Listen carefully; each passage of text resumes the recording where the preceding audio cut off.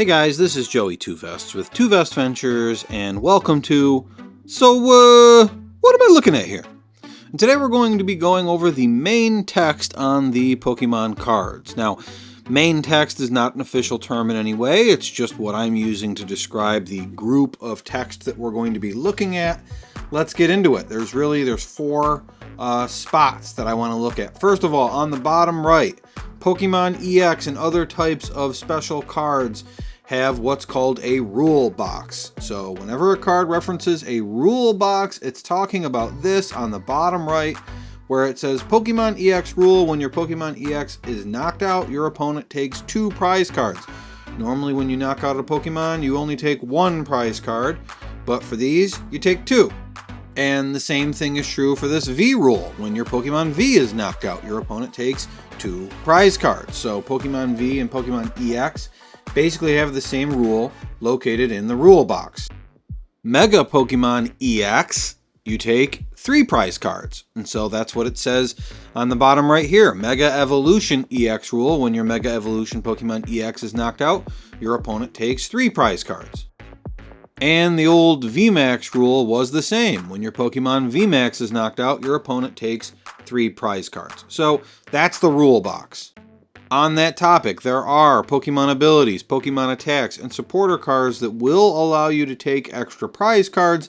There's a couple examples on the screen right now. Now, your attacks are basically located on the middle of the Pokemon card, and you can only use the attack as the last thing you do on your turn, and only if you have enough energy cards attached to fuel it.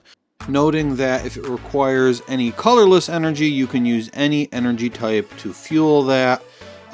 And attacks do more than just damage. For example, this Charizard EX Explosive Vortex does a lot of damage, requires a lot of energy, and also requires that you discard 3 energy when you use the attack.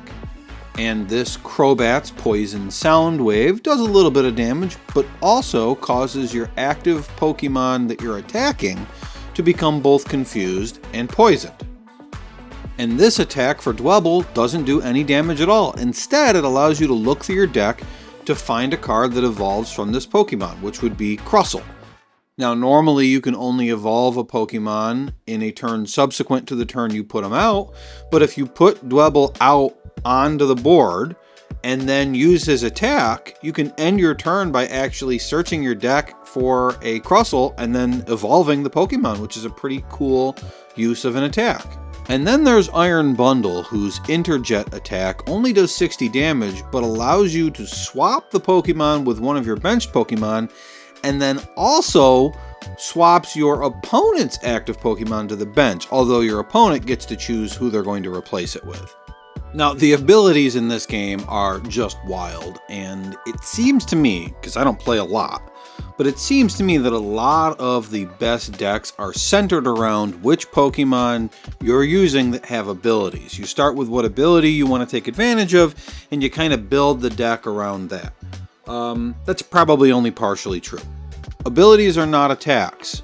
When you can use them, how you can use them, how often you can use them, all of that is defined in the ability itself. There really are no other rules that apply to them. So, Latias EX, when you have Latias EX on your bench or active, your basic Pokemon in play have no retreat cost. So keep in mind that abilities can only be active when the Pokemon is either in the active spot or on the bench unless the ability specifies otherwise.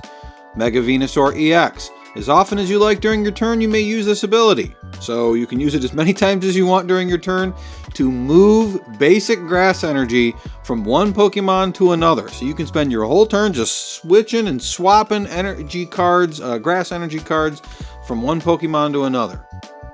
And then this Goldango says that only once per turn, you can use the ability to draw a card. If this Pokemon is in the active spot, you draw another card.